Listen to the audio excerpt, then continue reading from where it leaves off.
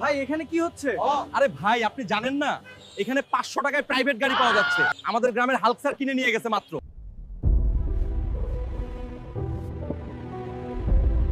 এইটাই আমার পছন্দ হয়েছে। চলুন কাগজ রেডি করি। পেমেন্টটা? এই নিন কার্ড। স্যার, টোটাল অ্যামাউন্ট আছে 4 কোটি। 500 টাকা কম আছে। এটা ক্লিয়ার করলে গাড়ির চাবিটা আপনাকে দিয়ে দিব স্যার। ইমরান ভাই আমাকে 500 টাকা দিবেন, তাহলে গাড়িটা কিনে নিয়ে যেতে পারি। কি 500 টাকা গাড়ি? কেমনে? চলেন তো দেখি। ভাই চাবিটা দেন, আমি গাড়িটা নিয়ে চলে যাই। 500 টাকায় গাড়ি দিয়ে দিল।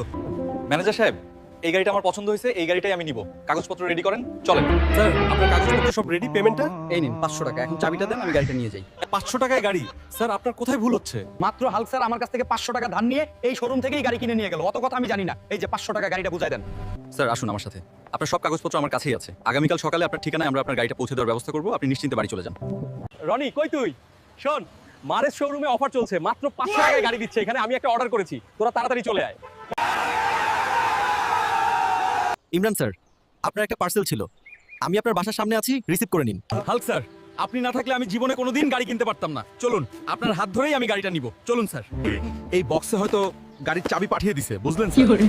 আর গাড়িটা মনে হয় আমাকে শোরুম থেকে নিয়ে আসতে হবে। কি ব্যাপার বলো তো ইমরান? স্যার আপনি আমার থেকে 500 টাকা নিয়ে গাড়ি কিনছেন, আমিও 500 টাকা দিচ্ছি, আমাকে খেলনা গাড়ি পাঠিয়ে দিল।